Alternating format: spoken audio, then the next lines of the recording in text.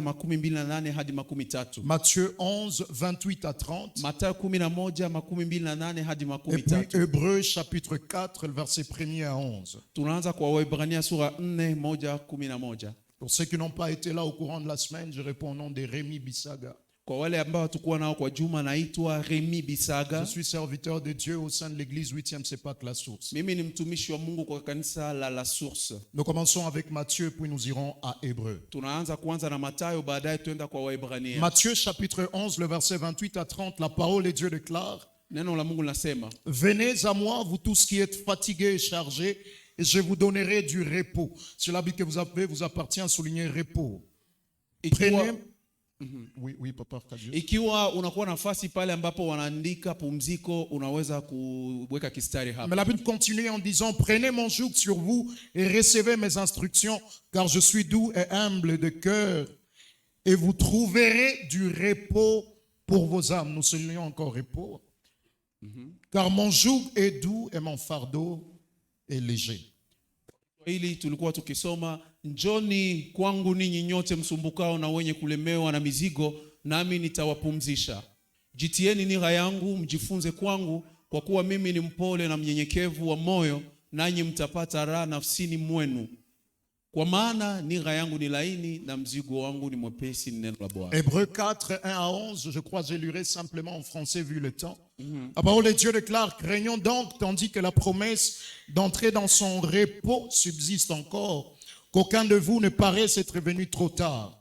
Car cette bonne nouvelle nous a été annoncée aussi bien qu'à eux.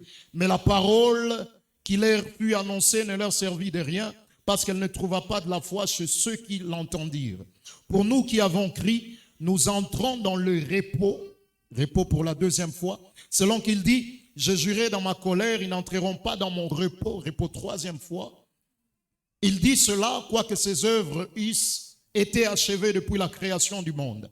Car il a parlé quelque part ainsi du septième jour, et Dieu s'est reposa de toutes ses œuvres le septième jour. Et ici encore, ils n'entreront pas dans mon repos encore et vient. Or, puisqu'il est encore réservé à quelques-uns d'y entrer, et que ceux à qui d'abord la promesse a été faite n'y sont pas entrés à cause de leur désobéissance. Dieu fixe de nouveau un jour, aujourd'hui, en disant dans David, si longtemps après, comme il est dit: aujourd'hui, si vous entendez sa voix, n'endurcissez pas votre cœur. Car si Josué leur a donné le repos revient encore, il ne parlerait pas après cela d'un autre jour. Il y a donc un repos encore et vient, de sabbat réservé au peuple de Dieu. Car celui qui entre dans le repos de Dieu se repose de ses œuvres, comme Dieu s'est reposé des siennes. Efforçons-nous donc d'entrer dans ces repos, afin que personne ne tombe en donnant le même exemple de désobéissance. Acclamons la parole du Seigneur. Amen. Alors, pendant toute la semaine, nous avons été là en train de parler sur le grand thème: une église enracinée en Christ. Une église enracinée en Christ. Nous ne saurons pas faire la révision de tout ce que nous avons vu au courant de la semaine. Mais si vous n'avez pas été là, nous vous encourageons à aller sur YouTube, sur la chaîne de l'église, et télécharger les enseignements. Alors le thème que je vais exploiter ce matin pour ce deuxième culte, je l'ai intitulé Christ mon repos. Christ mon repos. Est-ce que tu peux m'aider à dire à celui qui est à tes côtés: Christ mon repos? Dans Hébreux, où nous venons de lire, l'épître aux Hébreux vient du Nouveau Testament. Et le Nouveau Testament est subdivisé en 4 parties. La première partie, c'est ce qu'on appelle les évangiles, qui sont aussi subdivisés en 2 parties. D'un côté, ce qu'on appelle les évangiles synoptiques, le 3 premiers, et puis aussi l'évangile selon Jean. Mais deuxièmement, Deuxièmement, il y a le livre des Actes des Apôtres. na kunakuwa sasa Matendo ya Mitume, Et troisièmement, il y a ce qu'on appelle les épîtres ou les lettres. na ya tatu tunaita barua ama nyaraka, Ils sont aussi subdivisés en deux parties. ambazo pia nakuwa na sehemu Il mbili. y a premièrement les 13 premiers qu'on appelle épîtres pauliniennes. Kunakuwa za kwanza ambazo zinaitwa za Paul Dans ama za paulinienne, Paulo, il y a le nom Paul. ni za Exactement. Paulo, Donc, ce sont les épîtres qui ont été écrites par Paul. ni nyaraka zilizoandikwa na Paulo. Mais à part les épîtres de Paul, il y a ce qu'on appelle les épîtres non pauliniennes. Na kuna zingine hizo ambazo zinaitwa zisizokuwa za On Paulo, appelle encore épîtres universelles ambazo wanaita pia za ou ulimwengu encore wote, épîtres générales. ambazo zinaitwa pia za ujumla. Mais à part les épîtres et les lettres, nous avons quatrièmement le livre de Na l'Apocalypse. kutoka kwa nyaraka kunakuwa pia kitabu cha Ufunuo. Et là où nous sommes exactement dans les épîtres Na non hapa, pauliniennes. na hapa tunakuwa katika nyaraka za Paulo Les épîtres écrites par d'autres personnes que Paul. ambazo haziko za Paulo, zilizoandikwa na watu ambao sio Et Paulo, précisément dans l'épître aux Hébreux. na hapa ni kwa Waebrania. Alors la première question, qui est l'auteur des épîtres aux Na Hébreux? swali la kwanza, nani aliandika kitabu cha L'auteur Waebrania? des épîtres aux Hébreux, il nous a inconnus. On ne connaît pas ce qui est. Aliyeandika Waebrania hatumjui. Il y a juste des suppositions qui se sont développées avec le temps. Kunakuwa tu watu walizanizani kwa Premièrement, des gens qui miaka. disent que ça peut avoir été Paul qui aurait écrit Kuna l'épître. watu wanadhani ni Paulo, yawezekana Mais aliandika, lorsque nous lisons l'épître en soi, lakini tunaposoma au chapitre 13, le verset kwa 23, mstari sura ya 13 mstari wa la parole de 13, Dieu déclare: Biblia inasema Sachez que notre frère Timothée a été relâché. mjue kwamba ndugu yetu Timotheo aliachiliwa. S'il vient bientôt, j'irai vous voir avec lui. Akija kwangu nitakuja kumuona hima pamoja Alors, naye. l'auteur des épîtres aux Hébreux, Na aliyeandika kitabu cha il est en Waebrania train d'écrire pendant un temps où Timothée vient d'être relâché de la prison. ameandikwa wakati Timotheo anatoka katika jela, Alors que Timothée n'a jamais été emprisonné pendant la vie de Paul. japokuwa huyu Timotheo hakufungwa wakati Paulo alikuwa mzima. Donc ça peut ne pas avoir été Paul qui a écrit. Yani inaweza kuwa kama vile Paulo si Mais aliyeandika, deuxièmement, les autres disent ça aurait été Barnabas qui a écrit. na wengine wanasema ni Barnaba huenda Les aliandika, autres même disent ça peut avoir été Apollos qui a écrit. na wengine wanaweza kusema ni Apolo aliyeandika, Les autres même disent ça peut être Priscille et Aquilas. na wengine wanaweza kusema ni Priscilla na Akila ambao Mais waliandika, l'auteur des Hébreux, il nous a inconnus. lakini mwandishi wa Waebrania hajulikani, Mais même s'il nous a inconnus, hata tumjui, nous connaissons quand même il a écrit à qui. lakini tunajua aliandikia wanani. Il écrit l'épître aux Hébreux. Anaandika nyaraka kwa Waebrania, Aux Hébreux, kwa Waebrania comme le nom l'indique. kama vile jina Mais des linasema, Hébreux qui avant étaient dans le judaïsme, lakini Waebrania waliokuwa katika dini ya Uyuda mais ils ont été convertis au na christianisme. sasa wakabadilika kuwa kwa Et Ukristo. frères et sœurs, lorsque le christianisme avait commencé, Na wapendwa, wakati Ukristo ulianza, il n'avait pas l'impact qu'il a aujourd'hui. leo hii haikukuwa kama vile ilivyokuwa Lorsque le christianisme commençait à se débuter, wakati Ukristo ulianza. Kwa mwanzo c'était un petit mouvement qui venait de naître. ilikuwa tu ni kitu kadogo kanazalika, Dans un environnement dans lequel la plupart étaient dans le judaïsme. ilikuwa ni katika mazingira watu wengi walikuwa Et ceux katika qui dini ya étaient dans le Uyuda, judaïsme, waliokuwa katika dini ya Uyuda ils voyaient le christianisme comme un petit secte qu'il fallait à tout prix walitazama hii, wanasema hii ni sekte ambayo inazalika, Mais ceux qui dirigeaient dans cette période-là, lakini waliokuwa wakiongoza wakati c'était les huo Romains. ni Waroma, Et puis ceux qui étaient dans le judaïsme voyaient le christianisme comme un petit secte.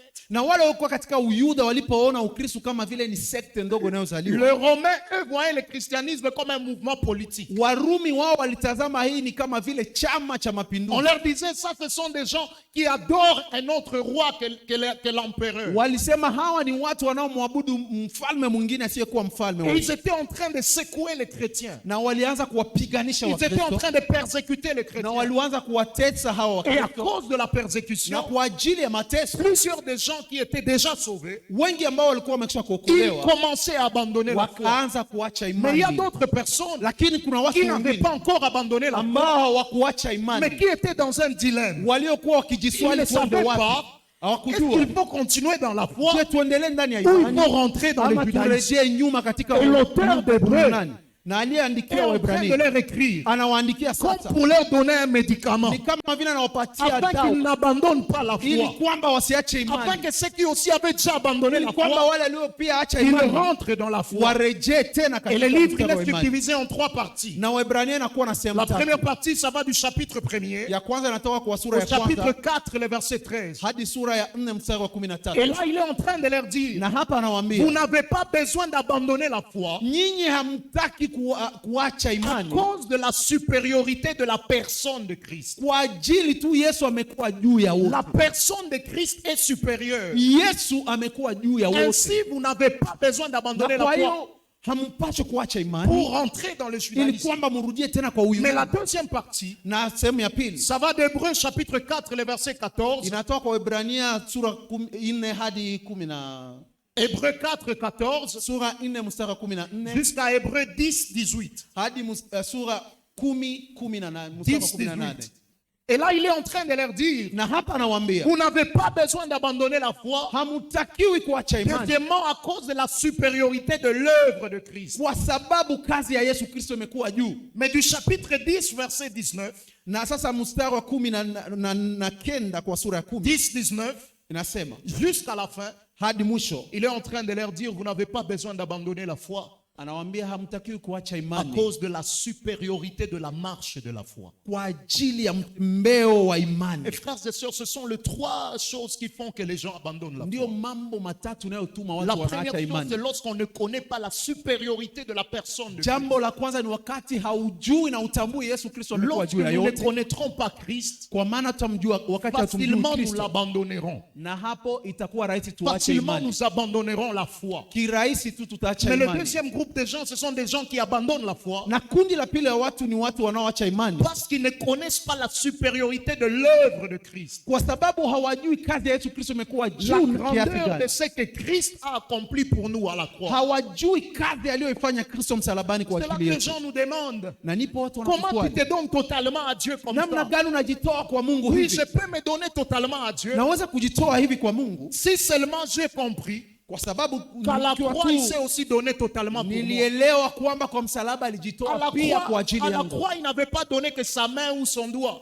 Kwa msalaba hakutoa tu À mkono la wake croix, ama il s'est kidole donné chake, totalement pour nous. alijitoa yeye mzima. Alors pourquoi nous donner en partie pour quelqu'un qui s'est donné totalement pour Sasa nous? kwa nini ujitoe kwa sehemu kwa yule aliyejitoa yeye wote kwa ajili Mais yako? tant que tu ne connais pas l'œuvre de Christ, Sasa wakati haujajua kazi ya Kristo, facilement tu vas l'abandonner. kirahisi utamwacha. Et troisièmement, ce sont des gens qui abandonnent Christ Na sehemu ya tatu ni watu parce qu'ils wanaomwacha ne connaissent Kristo pas la supériorité de la marche de la kwa foi. maana hawajui mtembeo wa imani umekuwa juu Frères et kiasi gani. sœurs, la marche de la foi, elle est supérieure. Mpendwa, kwa kutembea kwa imani ni juu zaidi. Il arrive des moments où on a comme l'impression que ceux qui ne sont pas dans la foi, ils sont en train d'avancer que nous. Unakuwa hata na wakati unazani wale wasiokuwa na imani wameendelea kutushinda. Mais tôt ou tard, on finit par réaliser que la marche de la foi, elle est supérieure. Amen. Na nyuma unakuja kuona ni kwamba kutembea katika imani umekuwa juu zaidi kuliko wale. J'ai mon père biologique qui nous disait toujours chez nous à la maison, Na babangu mzazi alikuwa akiniambia nyumbani, l'intégrité paye toujours tard, mais elle paye mieux. ukiwa mkamilifu inakulipaka nyuma na inalipa vizuri. La marche de la foi, elle est supérieure. Kutembea katika imani inakuwa juu zaidi. Et là où nous venons de lire exactement dans le chapitre 4, Na hapa tumesoma kwa sura ya 4, nous sommes dans la première partie tunakuwa kwa sehemu ya kwanza de ya la Waebrania. supériorité de la personne de Christ. Ukuu wa Kristo. Et on est comme en train de nous montrer certaines choses que Christ a accomplies pour nous. Ni kama vile kwa kutuonesha mambo ya kwanza ya muhimu Yesu alifanya kwa Et ajili la yetu. Bible est en train de parler. Plusieurs fois, nous avons lu le mot repos, repos, repos, repos qui est revenu plusieurs fois. Na Biblia tumesoma mahali mbalimbali kwa nasema pumziko, pumziko, pumziko. Alors j'aimerais nous résumer tout ce qu'il y a comme repos là-bas. Sasa napenda kuambia kwa ujumla pumziko hili Dans ce kusema nini. texte ici, Hapa ambapo on est en tumesoma train de nous parler de 5 repos. wako précisément. wakituelezea pumziko 5, Mais nous allons nous focaliser simplement dans ce message sur les 2 derniers repos. lakini sisi tutazungumzia kwa ujumbe wa leo kwa pumziko 2 za mwisho. Le premier repos dont la Bible parle, Ya kwanza ambayo Biblia inazungumzia c'est ce qu'on appelle le repos éternel. ndio wanasema pumziko la milele. Le repos éternel, Pumziko la milele c'est le partage de tous ceux qui sont morts en Christ. ni ya wale ambao waliofariki ndani ya Yesu Kristo. Le repos éternel Pumziko la n'est milele pas le partage de ceux qui ne sont pas sauvés. sio ya wale ambao wasiokoka. Frères et sœurs, nous vivons dans un monde tellement diplomatique Ndugu na dada, tunakuwa katika dunia ambayo imekuwa na où utaratibu sana. lorsque quelqu'un est mort, Wakati mtu amefariki, tout le monde viendra pour te souhaiter que ton âme repose en watu paix. wote watakuja wanasema nafsi yako ipumzike kwa Mais vous amani. savez, frères et sœurs, Lakini unajua kaka na ton dada, âme ne peut pas reposer en paix après ta mort nafsi yako haiwezi pumzika kwa amani kisha kifo que si le chako. prince de paix a été dans ta vie avant ta mort. ni kama tu yule Bwana wa amani alikuwa ndani ya maisha yako kabla Même ufariki. si la terre entière te souhaitait que ton âme repose en Hata paix. dunia mzima iseme nafsi yako ipumzike kwa Tant que amani. le prince de paix n'a pas été dans ta vie avant Kama ton yule mort, mfalme wa amani akuwa ndani ya maisha yako ton kabla ya âme ne kufa, reposera jamais en paix. nafsi yako haitapumzika kwa amani Ça ne kamwe. reposera jamais en Kamwe paix. haitapumzika kwa Le amani. repos éternel Na hii pumziko est ya le partage de tous ceux qui meurent en ni Christ. ya wale waliofariki ndani ya Kristo. Mais la Bible, deuxièmement, parle du repos de la création. Na Biblia inasema pia pumziko kisha uumbaji. La Bible dit le 7e jour, Dieu s'est reposé. Biblia inasema siku ya saba Mungu kapumzika. Mais à part le repos de la création, Na mbalimbali na pumziko la hili, Bible parle aussi du repos de Canaan. Biblia pia inasema pumziko ya Kanaani. La Bible dit Biblia que inasema Josué a amené le peuple de Dieu dans le repos. Yoshua alichukua taifa la Bwana kuwapeleka katika Ça, pumziko. c'est le repos de Canaan. Hiyo ni pumziko ya Kanaani. Mais en parlant alors de Christ, Na kumzungumzia Kristo, la Bible dit ceux qui croient en Christ, Biblia inasema wanaomwamini Yesu ils Kristo entrent dans le repos. wanaingia ndani ya pumziko. Ça, c'est ce qu'on appelle le repos du salut. Hii ndio wanaita pumziko ya wokovu. Mais cinquièmement, il y a un autre repos que généralement on ne voit pas. Na cha tano, kuna pumziko lingine tusiyoiona, C'est ce qu'on appelle le repos de la consécration. ndio sasa pumziko la kuwekwa wakfu. Après le repos du salut, Kisha pumziko la wokovu il y a le repos de la consécration. kunakuwa sasa pumziko la kuwekwa wakfu. Voyez comment Matthieu 11 est en train de le dire. Tazama hapa Mathayo 11 jinsi anasema. Matthieu 11, 28, la parole de Dieu déclare Mathayo 11:28 Biblia inasema exactement là où nous avons lu. pale ambapo tuliposoma, Venez à moi, njoni kwangu ninyi nyote, vous tous qui êtes fatigués et chargés, ninyi nyote ambao mmesumbuka na mmelemewa, et je vous donnerai du repos. na nitawapa pumziko. Ça, c'est le premier repos. Hiyo ndio pumziko ya kwanza. Le repos pour nos esprits. Ni pumziko kwa ajili ya Lorsque nous nafsi venons zetu. à Christ, Wakati tunakuja kwa Kristo, Dieu nous décharge de nos fardeaux Mungu anatuondolea et il nous mizigo donne yetu, le repos. na anatupatia Mais pumziko. beaucoup de gens Na watu wengi se sont arrêtés à ce premier repos. walibaki tu kwa pumziko hili la Pendant kwanza. qu'au verset 29, Japokuwa kwa mstari wa La Bible continue en 28 disant, Biblia inasema, prenez mon joug sur vous chukueni nira yangu et juu yenu recevez mes instructions, na mupokee pia ile ambayo mnakuwa kama car mtu wa je suis kuomba. doux et humble de Kwa cœur, maana mimi ni mpole na mnyenyekevu wa moyo, et vous trouverez du repos pour vos âmes. na mutapokea pumziko kwa ajili ya nafsi zenu. Vous voyez qu'il y a deux repos. Unatazama kwamba kunakuwa Le pumziko premier mbili. repos pour notre salut, Pumziko ya kwanza ni kwa ajili ya wokovu lorsque nous wetu venons à Christ, wakati tunakuja kwa mais le Kristo, deuxième repos, lakini pumziko la à ce pili, premier repos ici, kwa hii ya pili, c'est le repos qu'il nous donne. ya kwanza ni ile ambayo anatupa Mais kwanza, le deuxième repos, lakini ya pili c'est le repos que nous trouvons en lui. sasa ni pumziko tunaipata ndani mwake. Amen. Je suis encore en train de poser de base, on va comprendre. Niko kwa mwanzo tu, mtaelewa. On va comprendre. Mtaelewa. Ça va être très simple. Mtaelewa, ni rahisi kabisa. On relate l'histoire d'un homme Na wanatuelezea historia ya qui était mtu venu mmoja, du village. ni kwa kijiji. Il était venu du village Alitoka kwa kijiji, et il travaillait dans la maison de quelqu'un en ville. alikuwa akitumika ndani ya nyumba ya mtu mmoja katika mji. Et il a travaillé pendant longtemps Alitumika siku nyingi, que certaines personnes qui venaient rendre visite à la famille le connaissaient déjà. kwamba hadi kwamba watu wengi ambao walikuwa wakija kwa jamaa hilo walikuwa wamemjua Un jour, on tayari. lui a envoyé très loin Siku moja wakamtuma mbali sana, aller acheter un sac de 50 kilos. aende nunua saki ya kilo 15. Il est venu avec les sacs sur sa tête. Alikuja na saki hiyo kwenye kichwa chake, Il n'avait mfuko pas katika de kichwa chake. transport, donc il a marché, il a fait le pied. Alitembea na mguu wake Avec son sac de 50 kilos, akiwa na mfuko wa il kilo a 15 kwa tellement kichwa. marché qu'à un niveau, il était fatigué. Alitembea sana hadi akachoka, Il ne savait pas où trouver le repos. hakujua pate pumziko wapi. Et du coup, comme par hasard, il y a quelqu'un qui passe Sasa wakati mmoja tu mtu mmoja kapita avec son véhicule. akiwa na gari Il lake, venait toujours leur rendre visite. alikuwa tu akija Et kuwatembelea pendant kila siku qu'il passe nyumbani. sur la route, Wakati anapita il kwa regarde la barabara, personne. Il anamtazama, dit, ah, je crois que celui-ci anasema travaille chez naamini mon ami huyu là. anatumika kwa rafiki yangu fulani. Et comme pour essayer de vérifier,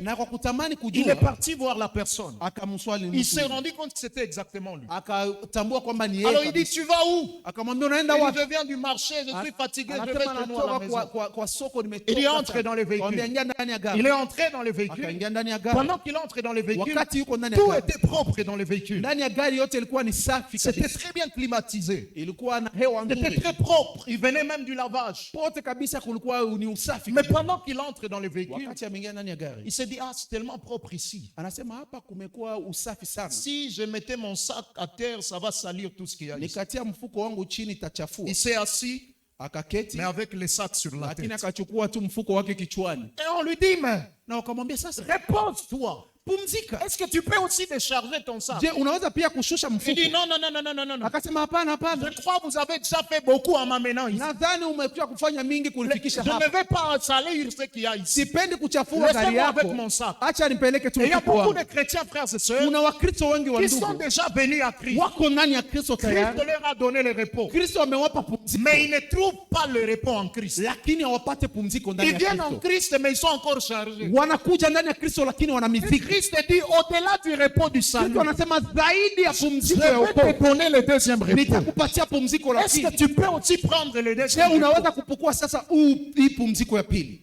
C'est à ce niveau ici, Ni nafasi hii, comme j'étais en train de le dire, jinsi nilikuwa nikisema, que des gens comme Pierre dans Acte 12, watu kama Paulo kwa Matendo ya Mitume 12 il est dans la prison. yuko katika jela. On a d'abord commencé par tuer Jacques. Wameanza kwanza kumuua Yakobo, Après la mort de Jacques, kisha kumuua Yakobo. lorsque le roi Hérode a vu que cela plaisait au peuple, Wakati mfalme Herode aliona taifa il a limefurahi, procédé à l'arrestation de Pierre. akamchukua akamfunga Petro, Et l'église ne cessait d'adresser à Dieu des prières en na faveur de Pierre. kanisa alikuwa ikimwombea kila siku Petro. Et la Bible dit, on le place dans une prison Biblia inasema wakamuweka jelani, où on plaçait les grands criminels. ambapo walikuwa wakiweka majambazi Et wakubwa, on le garde par une escouade de 4 soldats na chacune. wakamchunga na vikundi vinne vya Une wanajeshi. escouade dans l'armée romaine, c'était un groupe de 4 militaires qu'on changeait chaque 3 heures. Kikundi hicho katika Waroma wakati ule ilikuwa wajeshi wane ambao walikuwa wakibadili kila saa. Et puis Pierre, on l'emprisonne.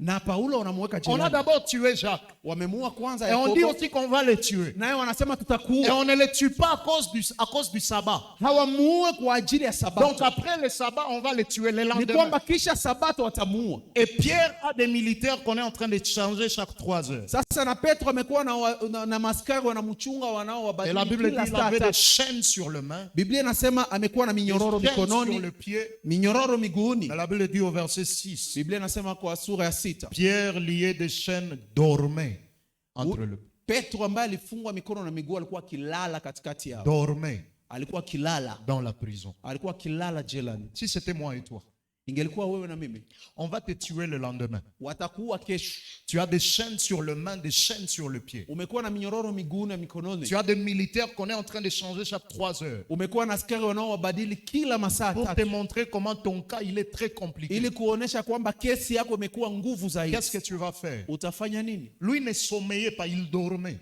Biblia inasema hakukuwa na lala ya juu juu, lakini alikuwa na lala ya ndani. Sommeiller veut dire vous êtes tellement fatigué, vous allongez sur le lit. Na hiyo kulala ya kwanza ni kusema unachoka, unaweza kuketi na unalala Mais tu. dormir veut dire vous prenez toutes les précautions possibles pour dormir. Lakini kulala ni kusema umejiandaa vizuri ili Vous enlevez ulale. vos chaussures, Ni kusema vous montez au lit unatosha viatu, unapanda prenez la kitandani, couverture unachukua et dra vous yako dormez. na et unajifunika la Bible dit unalala. Pierre dormait Na dans la Biblia prison. inasema Paulo alikuwa akilala. Comment dormir dans le problème sans problème? Sasa huko unalala namna gani ndani ya shida na hauna shida? Christ était son repos. Ni kwa sababu Yesu ndiye aliyekuwa Frères pumziko et lake. sœurs, Wapendwa, après notre salut, kisha wokovu wetu, Dieu ne nous a pas promis un monde dans lequel nous ne rencontrerons pas de problèmes. Mungu hakutuahidi dunia ambayo hatutakuta ndani shida. Mais malgré les problèmes que nous rencontrons, Lakini ingawaje shida tunazokutana Dieu nous nazo, promet d'être notre repos au sein de Mungu ces problèmes. anatuahidi atakuwa pumziko letu katika mambo haya. Amen. Christ, mon repos. Kristo pumziko langu. Alors comment arriver à faire de Christ notre repos? Sasa namna gani utafikia kumfanya Kristo awe pumziko lako? J'ai beaucoup de choses, mais je crois que je prendrai simplement 2 vues notre Na temps. mambo Ce sera mengi, suffisant. lakini nitachukua mawili tu. La première des choses, Jambo la kwanza, Christ devient notre repos Kristo anakuwa pumziko letu lorsque nous sommes enracinés dans son amour. wakati tumekuwa na mizizi ndani ya upendo wake. Enracinés dans son amour. Wakati tumekuwa na mizizi ndani ya upendo Au wake. courant de la semaine, j'étais en train de le dire. Kwa juma nimesema, Aussi haut qu'un arbre peut être élevé en hauteur, ingawaje mtu unaweza kuwa mrefu sana, tant que cet arbre-là n'est pas enraciné dans le sol, Ikiwa mti huo hauna mizizi ndani ya udongo, n'importe qui ou n'importe quoi pourra faire tomber cet arbre. nani ama nini inaweza kuangusha mti huo? Ça peut être un enfant, même un tout petit enfant. Hata mtoto mdogo anaweza kuiangusha. Un tout petit enfant Mtoto mdogo tu qui n'est pas encore conscient de ce qu'il fait. ambaye haelewi anachokifanya. Un jour, on nous relate une histoire. Siku moja wanatutolea historia. On dit il y avait un garçon qui est parti rendre visite à sa fiancée. Kunakuwa kijana mmoja alienda kumtembelea mchumba wake, Et pendant qu'il arrive, na wakati anafika nyumbani il était seul au salon. alikuwa mwenyewe kwenye La fiancée était préoccupée salon, à cuisiner pour son fiancé. na dada akakimbia kwenda kuandaa chakula kidogo. Ils étaient encore au début de leur relation. Walikuwa kwa mwanzo ya mapenzi. Et ils avaient, la fiancée avait son petit frère, un tout petit garçon là, Na huyu kaka huyu dada alikuwa na mdogo yake qui était encore mchanga sana. trop petit. Alikuwa mdogo sana.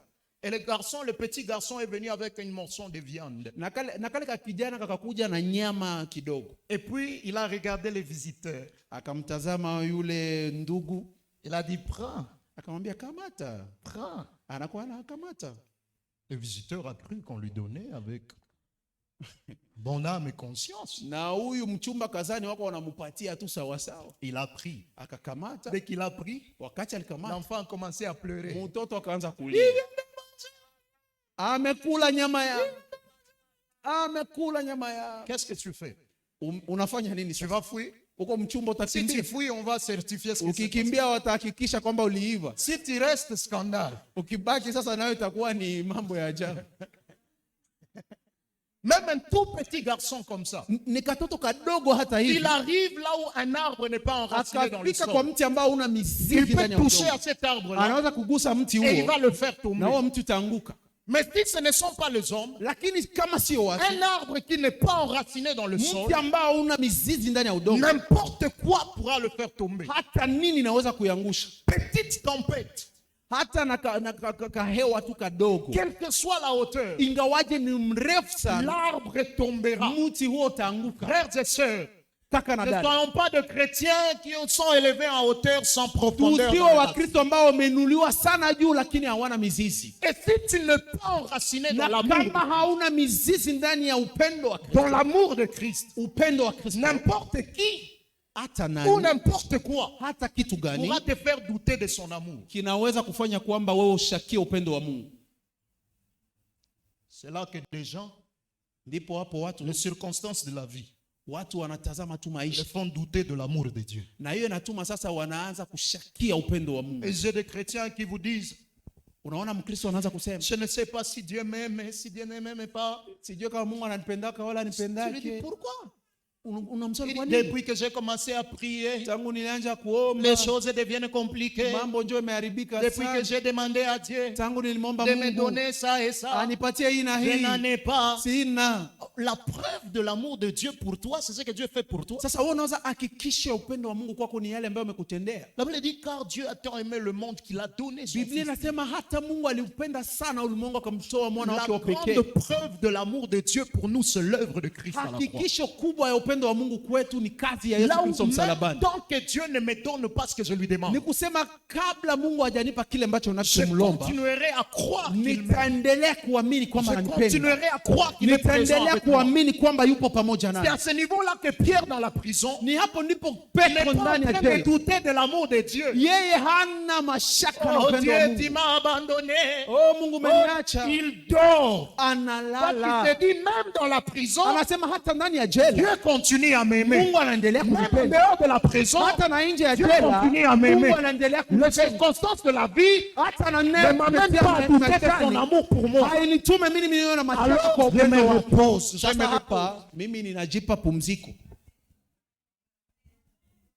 Et dormir dans le chêne na kulala katika minyororo. voudrait dire Ni kusema continuer à faire ce que tu faisais avant d'être dans le chêne. ni kuendelea kufanya ulikokuwa ukifanya kabla uwe ndani ya minyororo. J'étais en train de parler sur les épreuves ce matin dans le premier culte. Nilikuwa nikizungumzia majaribu kwa ibada ya Et kwanza, je disais une des choses que les épreuves visent à déstabiliser dans notre vie. na nikasema kitu cha kwanza majaribu inatafuta kuondoa ndani ya C'est maisha yetu. premièrement notre foi. Kitu cha kwanza ni imani yetu. Deuxièmement, notre intimité Kitu avec cha Dieu. pili ni hiyo mimi pamoja na Et Mungu, troisièmement, notre service pour Dieu. na kitu cha tatu ni kazi yetu kwa ajili ya Mungu.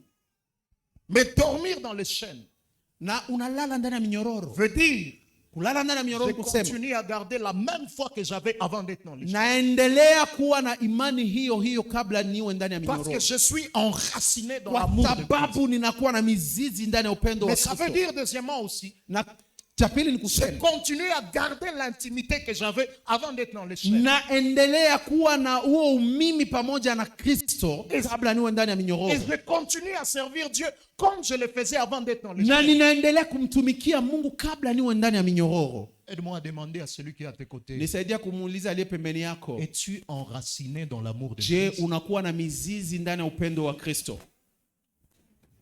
Je vais répondre à sa place. Je sais que lui et elle, nous sommes enracinés. En Christ. Nitajibu kwa nafasi yake, kwa sababu najua tuna mizizi ndani Ceux ya qui ne sont pas enracinés en Christ ne sont pas à Selpa Salem. Ils sont à wasiokuwa na l'extérieur là-bas. mizizi ndani ya Kristo Mais nous hawako ici. kwa Selpa Salem. Alors, deuxième manière Sasa kitu cha pili de ambacho ni faire de funzo Christ notre repos, ambayo inafanya kwamba Kristo awe pumziko letu c'est d'apprendre à décharger sur lui nos fardeaux. ni kujifunza kuweka juu yake mizigo yetu, Apprendre à décharger sur lui nos fardeaux. ni kujifunza kuweka juu yake mizigo yetu. J'aime un passage dans 1 Pierre chapitre 5, le verset 7. Napenda sana Petro wa kwanza sura 5 7. mstari wa 7. 1 Pierre 5, 7. Petro wa kwanza sura 5 mstari wa 7. Ah, et je suis béni que ça vienne de Pierre. Napenda sana kwa sababu ni Petro alisema. C'est quelqu'un qui en parle par expérience. Ni mtu ambaye anazungumza kwa maana aliishi. Et écoutez ce qu'il dit. Sikia anasema nini? Il dit, déchargez-vous sur lui de tous vos soucis, Anasema ile yote inayowasumbua muiweke juu yake, car lui-même prend soin de vous. kwa maana yeye mwenyewe anajishughulisha nanyi. J'étais en train de le dire. Nilikuwa nikisema Il y a des gens qui sont déjà venus en Christ. kuna watu ambao wamekwisha kuingia ndani ya Ils ont eu Kristo, le premier repos. walipata pumziko la Mais ils ne kwanza, trouvent pas en Christ leur repos. lakini ndani ya Kristo hawapati Parce pumziko qu'ils lao, viennent en Christ, kwa maana wanakuja mais ndani ils ne ya veulent Kristo, pas décharger sur Christ leurs lakini soucis. hawapendi hiyo mizigo yao yote na fadhaa zao waweke ndani ya Ils viennent juu ya en Christ. Kristo. Wanakuja kwa Mais ils Kristo, sont en train d'essayer d'accomplir pour eux ce que Christ a accompli à la croix. lakini wanatamani kufanya kwa nguvu zao wenyewe yale ambayo Yesu amefanya kwa ajili yao msalabani. Apprendre à décharger sur Christ nos soucis. Kujifunza kutoa fadhaa zako, mizigo yako juu ya Kristo. Dieu ne nous a pas promis un monde sans soucis, Mungu hakutuahidi dunia isiyokuwa na shida, mais il nous a promis d'être toujours disponible afin que nous déchargions sur lui nos soucis. lakini Toutes les fois que nous les alituahidi kwamba atakuwa nasi daima, ili kwamba tujifunze kuweka mizigo yetu juu yake. Et un des types de soucis auxquels plusieurs font face Na shida ya kwanza, mafadhaa ya kwanza ambayo watu wengi wanakutana nayo et qui font que beaucoup ne trouvent pas en Christ leur repos, na zinafanya kwamba watu wengi wasipate pumziko ndani ya Kristo, ça s'appelle les inquiétudes. ni ile ambayo unasema kubabaika. Aide-moi à dire à celui qui est à tes côtés, inquiétude. Ambia aliye pembeni yako kubabaika. J'en parle car Dieu m'a demandé d'insister là-bas, les inquiétudes. Nasema kwa maana Mungu aliniambia nigusie pale sana, mababaiko. Un jour, Christ est en train de parler des inquiétudes dans Matthieu 6. Siku moja Yesu anasema kwa Mathayo 6 kuhusu mababaiko. Il dit, vous ne devez pas vous inquiéter de ce que vous allez manger ni boire. Anasema msijisumbue sana kwa nini ya nini mtakula. Il dit, kesho. car votre Père sait que vous en avez besoin. Kwa maana baba yenu anajua mnahitaji hiyo. Vous savez, frère, derrière ne pas s'inquiéter se cache la confiance en Dieu. Mnajua ndugu, kusema usibabaike nyuma ni kusema unamwamini Mungu. Plus tu le connais comme ton Père, Zaidi unamjua kama baba yako, plus tu sais qu'il a un Père, zaidi unatambua kama ni baba, tu ne vas pas t'inquiéter. hautababaika. Et après avoir parlé des inquiétudes, Na kisha kuzungumzia j'aime comment il mababaiko, conclut au verset 34, napenda jinsi anamaliza mstari wa de Matthieu 34 6, kwa sura ya où il Mathayo. parle sur les inquiétudes. Anazungumzia mababaiko. La Bible dit, Biblia inasema ne vous inquiétez donc pas du lendemain, msijisumbue juu ya kesho, car le lendemain aura soin de lui-même. kwa maana kesho yenyewe itajichugulikia. Et écoutez sa conclusion, Sikia anamalizaje? à chaque jour suffit sa peine. Kila siku inajitosheleza. À chaque jour suffit sa peine. Kila siku inajitosheleza. À chaque jour suffit sa peine. Kila siku inajitosheleza. Ça veut dire quoi? Ni kusema nini? Ça veut dire que pour chaque jour, Ni kusema kwa kila siku Dieu a placé en nous la capacité de porter le peine d'aujourd'hui pour aujourd'hui. Mungu alitupatia uwezo ya kupeleka shida ya leo. Le problème arrive lorsque nous voulons porter aujourd'hui le peine de demain. Shida yetu inafika ni wakati tunapenda shida ya kesho tuipeleke na Et c'est leo. ça ce qu'on appelle inquiétude. Na hiyo ndio tunaleta mababaiko. Et beaucoup de gens, Na watu wengi les inquiétudes leur volent la joie de vivre dans le présent. mababaiko inawaiba sasa furaha ya maisha. La paix de vivre dans le présent. Hata na amani ya kuishi katika À leo. cause des soucis de demain. Kwa ajili ya shida za À cause kesho. des peines de demain. Kwa ajili ya masumbuko ya kesho. On raconte l'histoire d'un papa Wanatutolea hadithi ya qui baba revient moja. un jour du travail. Anatoka siku moja kwa Il kazi. était très triste, Alikuwa amesirika très sana. abattu. Amechoka sana. Et sa femme rentre du marché. Na mke wake anatoka kwa soko. Il dit, mais mon mari, qu'est-ce qu'il y a aujourd'hui? Anamuuliza mume wangu kuna nini? Est-ce que tu as eu des problèmes au Je bureau? ulipata shida kwa Qu'est-ce qui office? s'est passé? Kuna nini? Qu'est-ce qui s'est passé? Kuna nini? Le mari ne parle pas. Bwana Qu'est-ce haseme qui ne va pas? hakuna. Vous savez, les mamans ont leur stratégie pour trouver des Una- réponses. Unajua mama wanakuwa na mbinu za kupata majibu. Et le papa a dit, Na baba akasema je suis en train de réfléchir niko nawaza sur le jour de ma mort. juu ya siku nitakufa, On va m'enterrer dans quel habit? watanizika munguo gani? Comment toi qui es vivant, Wewe ambaye namna tu gani, wewe penses ambaye au uko jour de ta mzima mort uko unaanza waza siku et ça utakufa, te vole la joie de vivre dans le na présent. inakuiba furaha ya kuishi leo. Les inquiétudes. Mababaiko Dans chaque jour, kila siku Dieu a placé en nous la capacité de porter aujourd'hui les peines d'aujourd'hui. Mungu aliweka uwezo ndani mwetu wa kupeleka mababaiko ya leo. Les peines de demain, laisse-les à Dieu. Mababaiko ya kesho yachie Mungu. Aujourd'hui, dors. Leo lala. Le jour où je préparais mon mariage, les gens s'étonnaient. Siku nilikuwa nikitayarisha ndoa yangu, yeye alikuwa anatayarisha ndoa yake, watu walishangaa. Ils s'étonnaient. Watu On walishangaa. m'a dit, il y a encore besoin de ça et ça et ça et ça. Akasema anatamani tena na hiki Je na leur hiki dis na hiki. ça. Dieu va amener ça. Mimi nilikuwa nasema tu na hiki na Mungu Aujourd'hui, ataleta. Leo je suis stable. leo kabisa sina Stable. mababaiko. Sina mababaiko. Que les gens s'étonnent, ils disent, mais c'est toi qui vas te marier ou comment? Je dis, oui, c'est moi. Watu wakisema ni wewe ndio talunga ama Donc tu n'as pas de problème ou comment? hauna shida Le ama? problème, il y en a beaucoup. Nikasema mashida ziko. Mais tu. j'ai appris de faire de Christ mon repos. Lakini nilijifunza kumfanya Kristo pumziko langu. Est-ce que tu peux décharger sur lui de tes inquiétudes? Je, unaweza kuchukua hizo mababaiko na kuzipeleka juu ya Kristo? J'aime Apocalypse chapitre 4, le verset 8. Napenda Ufunuo sura 4 mstari wa 8. Apocalypse 4, 8. Ufunuo 4 mstari wa 8. La Bible, en parlant de 4 êtres vivants, Biblia inazungumzia wenye uhai wane. la Bible dit, Biblia inasema ils ont chacun 6 ailes. wanasema kila mmoja anakuwa na mabawa 6. Ils sont remplis Dieu tout autour et au-dedans. Wamejaa macho fasi yote. Et la Bible dit, ils ne cessent de dire jour et nuit, Na Biblia inasema hawachoki kusema usiku na mchana. Saint, Saint, Saint est le Seigneur Dieu, Mtakatifu, mtakatifu ni Bwana. le Tout-Puissant, Bwana Mungu Mwenyezi, celui qui était, aliyekuwepo, qui est anayekuwa et qui vient. na atakayekuwa. Ces gens ici célèbrent Dieu. Watu hawa wanamsifu Mungu. Et vous savez, il y a 3 temps dans lesquels nous pouvons puiser des actions de grâce. Unajua kuko mambo matatu ambapo tunaweza kupata ndani sifa. On peut célébrer Dieu sur Shukrani base de kumrazi. notre passé.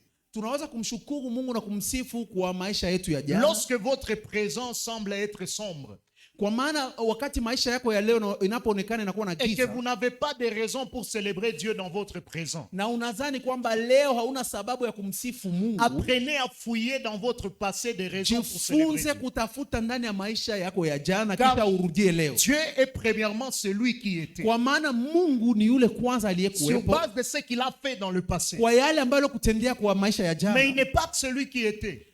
Haiko yeye Il est aliyekuwepo, aussi celui qui est. ni yeye ambaye yuko. Donc même dans le présent, Ni kusema hata kwa maisha nous ya pouvons leo avoir des choses sur lesquelles nous pouvons nous appuyer pour rendre grâce à Dieu. tunaweza pia kuwa na mambo ambayo tutakayoichukua ili kwamba tusaidie Vous savez, kumshukuru. le problème, c'est quoi, frères et sœurs? Mnajua shida ni nini kaka na dada? Lorsqu'on nous demande d'adorer Dieu et de célébrer Dieu, Wakati wanatuambia tumsifu na tumwabudu Mungu, beaucoup de gens n'arrivent pas à le faire watu wengi wafikie kufanya parce que hivyo nous avons nos regards fixés sur ce que nous kwa n'avons pas. maana tunatazama kile tusichokuwa nacho. Retenez ça, tu ne peux pas voir la valeur de ce que tu as Ni kusema kwamba hauwezi kuchukua thamani ya usichokuwa nacho en n'ayant que les regards fixés sur ce que tu n'as pas. wakati wewe uko natazama tu kile ambacho hauna. Beaucoup de gens watu wengi ne voient pas la valeur de ce qu'ils ont. hawatazame thamani ya ile wanayokuwa nayo Parce qu'ils sasa, ont que les regards fixés sur ce kwa qu'ils n'ont maana pas. wao kwa wanatazama tu wasichokuwa nacho. Est-ce que vous savez, frères et sœurs, que même venir en ces lieux, c'est une grâce? Je, unajua ndugu yangu, hata kuja hapa ni neema. Il y a des gens qui peut-être croient qu'ils sont venus ici parce qu'ils ont des pieds. Kuna watu wengine wanadhani walikuja hapa kwa sababu tu wana miguu. Il y a des gens qui ont des pieds mais qui ne peuvent pas marcher. Kuna wengine wako na miguu lakini hawezi kutembea.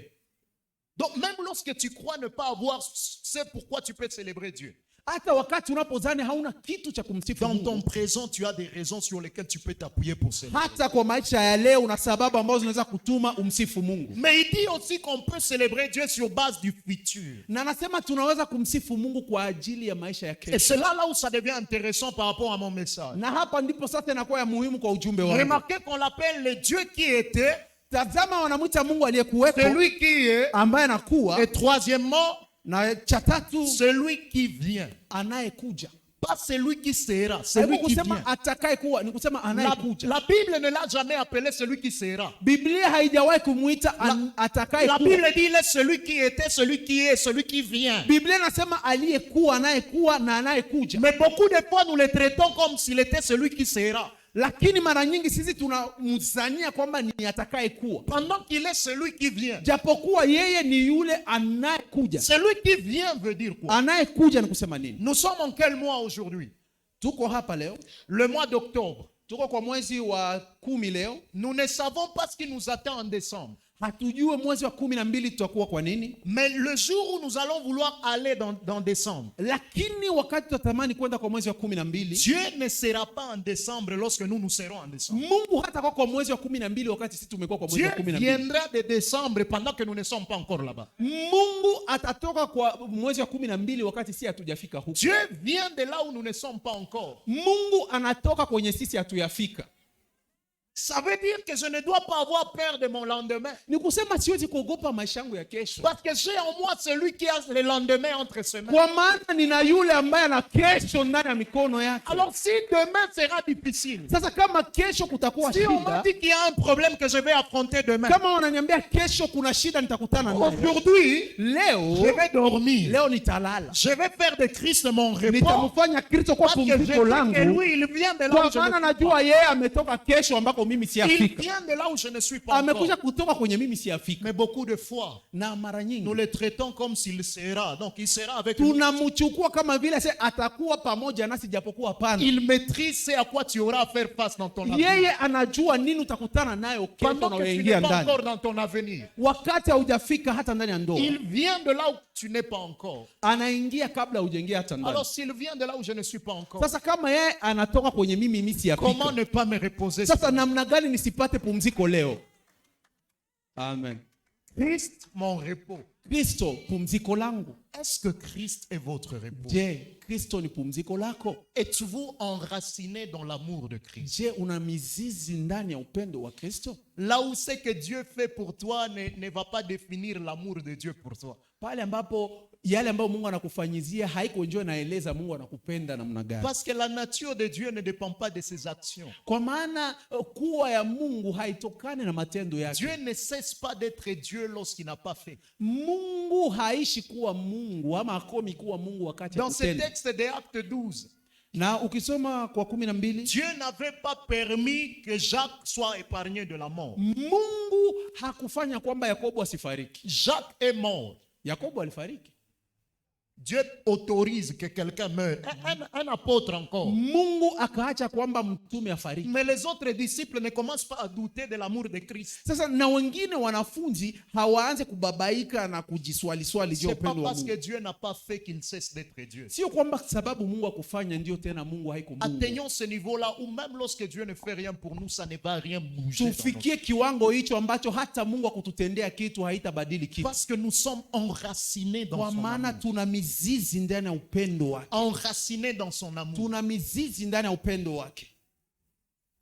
Et atteignons ce niveau-là Tufikie kiwango hicho où nous déchargeons sur lui nos fardeaux. ambapo tumemtwika fadhaa zetu, Nous déchargeons sur lui nos inquiétudes. tumemtwika mababaiko yetu. Dieu ne nous a pas promis un monde sans problème, Mungu hakutuahidi dunia pasipo shida, mais il nous a promis d'être notre repos. lakini alituahidi atakuwa pumziko Toutes letu. les fois que nous rencontrerons de problèmes, Mara yote tutakutanana na shida, Il nous a promis d'être notre repos. Alituahidi atakuwa pumziko letu. Christ, mon repos. Kristo pumziko langu. Christ, mon repos. Kristo pumziko langu. Christ, mon repos. Kristo pumziko langu.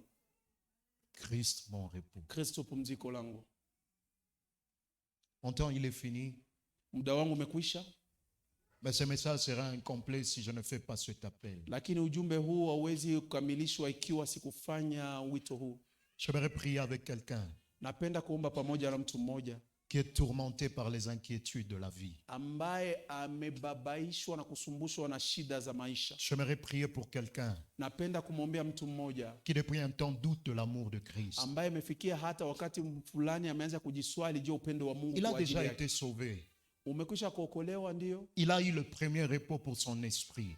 Amekwisha kupatia pumziko ya kwanza kwa nafsi Mais yako. pendant que tu écoutais ce message ce matin, Sasa wakati uko ukisoma, ukisikia ujumbe ule wa tu asubuhi, te rends compte que tu as besoin du deuxième repos. umekutana kwamba ni kweli inakubidi upate pumziko la pili. Tu as compris qu'il te faut trouver en Christ du repos. Umeelewa kwamba ndani ya Kristo inabidi upate pumziko. Le temps devient difficile. Muda umekuwa mgumu kabisa, Tout est compliqué autour de mambo toi. yote yamekuwa magumu kwako Que ça te vole de fois le repos. na imekuiba hata Ça te pumziko, vole la joie, ça te vole la paix. imekuiba furaha na amani. Mais tu reconnais ce matin que tu as besoin de que Christ soit ton Lakini repos. leo asubuhi umesema napenda Kristo ndiye awe Là pumziko où ça langu, ne va rien affecter sur ta foi. kitu ambacho hakitagusa imani Ça yako, ne va pas bouger ton service pour yenye Dieu. haitagusa kazi unamtendea Ça ne Bwana, va pas bouger ton intimité avec Dieu. haitagusa hata hiyo ya umimi ambao mnakuwa na Mungu. Alors que nous avons nos yeux fermés, nos têtes Wakati courbées. tumefunga macho yetu na tumeshusha vichwa Si tu es vyetu, là ce matin, tu as besoin de la prière, lève ta main là où tu ikiwa leo es. asubuhi natamani maombi, inua mkono juu, Nous allons prier pour toi. Lève ta main là tutaomba où kwa tu ajili es. yako. Lève ta main là où tu es. Inua mkono mahali unapopatikana. Pendant que j'étais en train de prier pour ce message, Wakati nilikuwa nikiombea ujumbe huu, Dieu me disait, il y a beaucoup de gens qui vont lever leurs mains. Mungu akaniambia kuna wengi watainua mikono Il yao, m'a même demandé de ne pas insister sur cet appel. na alisema kwamba nisikazane kuwaita watu. Lève ta main là où tu es, nous allons prier Inua avec toi. mkono wako unapopatikana.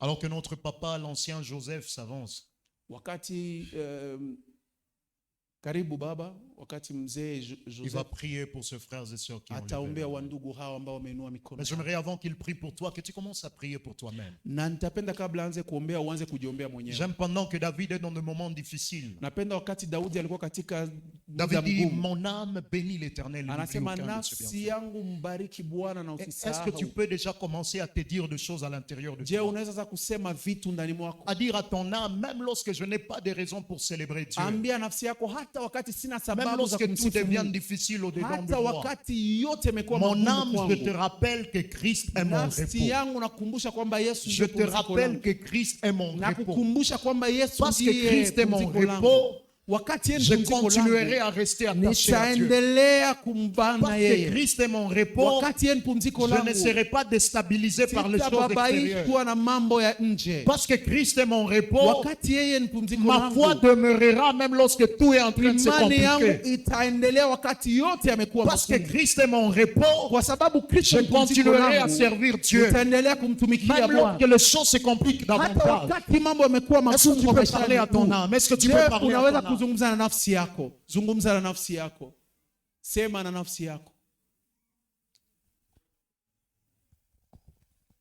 Éternel Dieu des armées, Dieu de gloire, Dieu de bonté, notre Père, nous te remercions pour ton amour, pour ta bonté. Nous venons encore une fois devant ton Saint-Nom abandonner tes enfants pour les repos éternels. Dieu des armées, tes enfants ont beaucoup de problèmes. Nous appelons tes enfants afin qu'ils déposent tous ces problèmes dans la croix de Golgotha. Dieu des armées, Dieu de puissance, purifie tes enfants. Il manque de repos. Ils ont peur du lendemain. Il n'y a que toi, l'Éternel Dieu des armées, qui rassure, qui donne la paix et le repos. Dieu des armées, Dieu de puissance, aide tes enfants à marcher selon ta parole. Aide tes enfants à avoir la foi qui vient de toi et non la foi qui vient des biens de ce monde. Dieu des armées. Car c'est là, cette foi-là, c'est la foi, la véritable foi qui va nous donner le repos. Merci mon Dieu, mon roi. Merci pour ta puissance. Nous voulons que le sang de Jésus qui a coulé dans la colline de Golgotha puisse purifier tes enfants, puisse renouveler leur intelligence. Merci mon Dieu, mon roi, nous avons ainsi prié. Amen. Tunaweza shangilia neno la Mungu, tushangilie. Amen. Kristo pumziko langu. Mungu akubariki baba. Na Mungu atubariki sote. Amen. Tunafika mwisho wa ibada hiyo, tusimame, lakini tuko na meza ya Bwana. Kisha hapa tunataka kuomba kwa mwisho, tutamsimu Bertin kwa kubariki mkusanyiko, na mara moja tuingie kwa ibada ya meza ya Bwana. Mungu atubariki sote. Karibu baba. Tunakwenda kumshukuru Mungu sote, Mungu wetu ambaye alianza pamoja na sisi hadi hivi amefika kwa mwisho pamoja na sisi. Karibu kwa mambo ya shukrani sote pamoja.